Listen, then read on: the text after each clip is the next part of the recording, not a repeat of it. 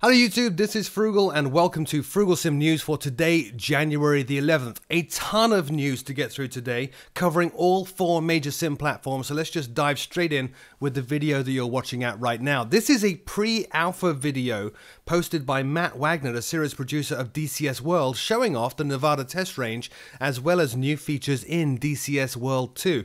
The video shows a ton of very cool stuff, including improved lighting, greatly improved land detail, wonderful improved ground textures, including grass, runway textures and buildings, better cloud and volumetric effects, atmospheric scattering, which is great. That's how things in the distance kind of fade out. And the higher you get in the air, obviously that affects what you're looking at down below as well as awesome environmental shadowing, particularly ground shadowing.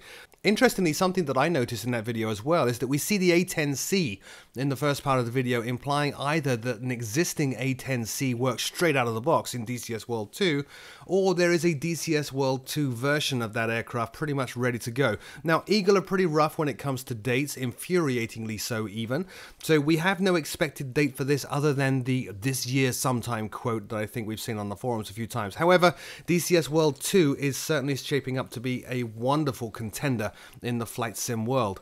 Staying with DCS, Eagle Dynamics this week announced the Ultimate Argument campaign for the Su-27 Flanker. This is the first payware campaign for the Su-27 Flanker in DCS World, and it follows on from updates to the Flanker that improved the flight model and visuals of that aircraft. However, it is still a reduced complexity aircraft. What that means is that within the Su-27, you don't have a 3D fully clickable cockpit. Everything is kind of mapped to keyboard buttons or joystick buttons to get all the functionality of the aircraft, but even so, it is a joy to fly, and the Flanker holds a very fond place for me, all the way back to Mindscape days with their version of Flanker back in 1998, I think it was. Anyway, the Ultimate campaign for Su-27 is a fictional Caucasus campaign.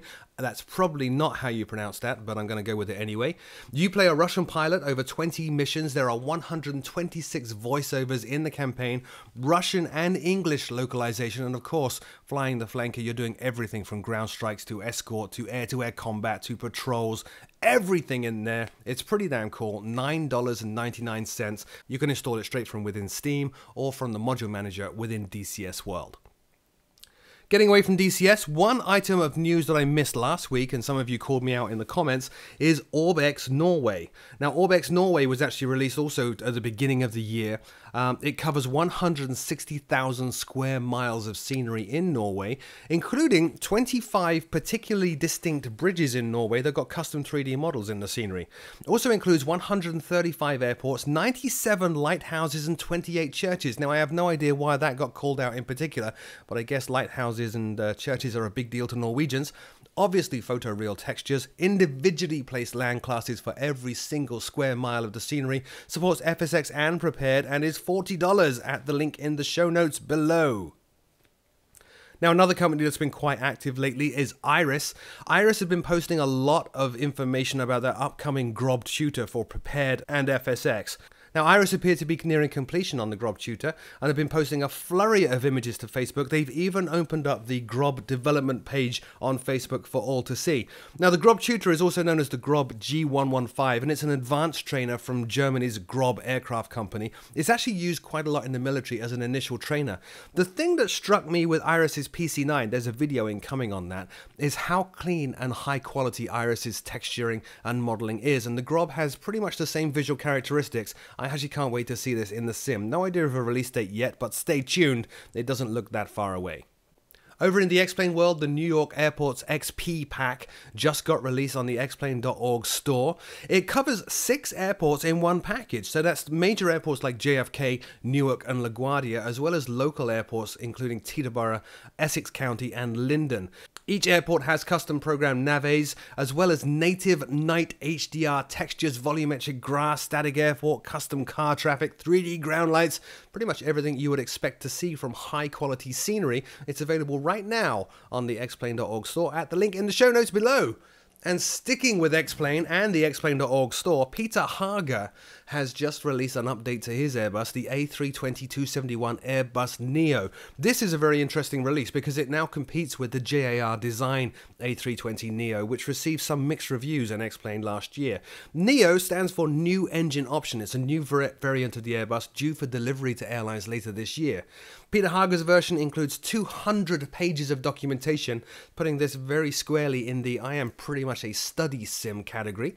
Accurately simulated fly-by-wire system, all Airbus Autoflight modes are simulated, full FMGS simulation, and of course sounds recorded from the actual aircraft. It also is accurate enough that you can actually simulate starting it from cold and dark properly by hand.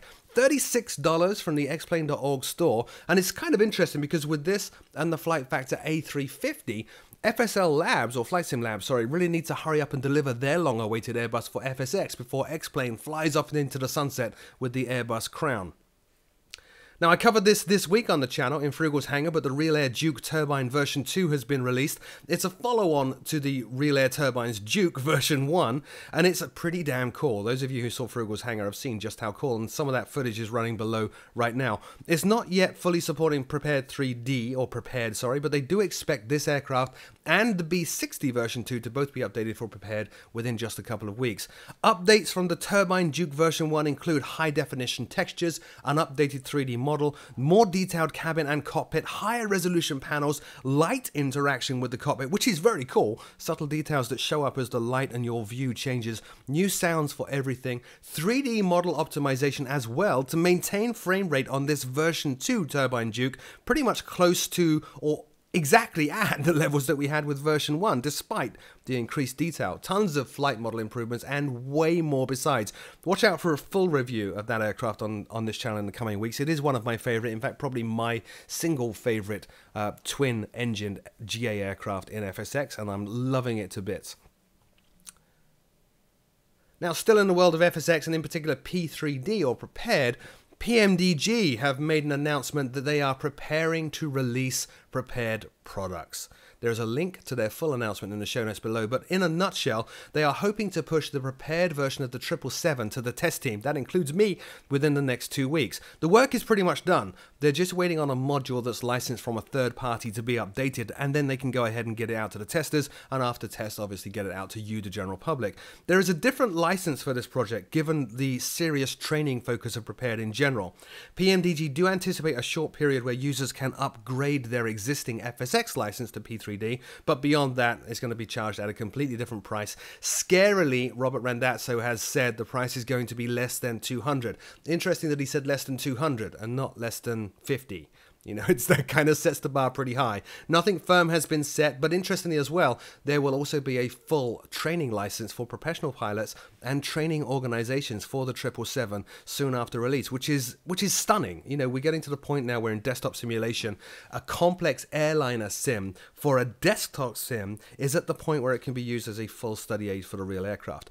After the 777 release, PMDG are also hoping to push out Prepared licenses for the Jetstream 4100, 737 NG, and the 747 version 2 by the end of the second quarter. Let's roll back a little bit there. I did just say 747 version 2 by the end of the second quarter. That was kind of buried in their Prepared announcement and is astoundingly awesome news. The 747 version 2 is well in development, apparently. I have not seen it. The testing teams have not seen it, but is well in development, and they are hoping to release it for FSX and Prepared by the end of the second quarter. Unfortunately, no updates to the venerable MD-11, a much-loved aircraft that I need to spend more time with. Interestingly as well, in PMDG's Prepared announcement, they also went on to talk about, now wait for it, sit down, calm down, they went on to talk about 64-bit. A 64-bit version of a sim, you should be aware, would be instantly incompatible with any existing add-ons you have. Bear in mind that. A lot of people have been saying, I can't wait for a 64-bit Prepared or a 64-bit FSX. A move to 64-bit breaks everything you own. PMDG are aware of that, and they actually said in their release about Prepared that they are monitoring Lockheed's progress and announcements regarding 64-bit, and they anticipate releasing 64-bit updates for their products when P3D 64-bit launches at zero cost for existing users. So that's wonderful news.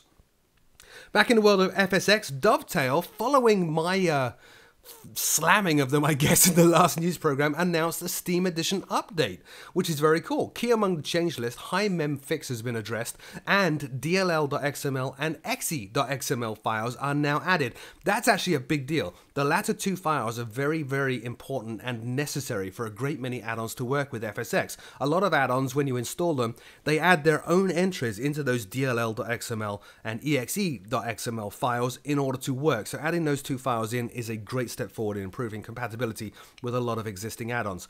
Dovetail are also claiming that the next update will bring with it a 10% frame rate improvement, but unfortunately didn't qualify if that was under all circumstances or just a few. My suspicion is just a few, notably default aircraft, default scenery. Anyway, they also said that they are now monitoring feedback and, in quotes, will continue to work to improve the product in the coming weeks. Now, I've got to be a cynic here.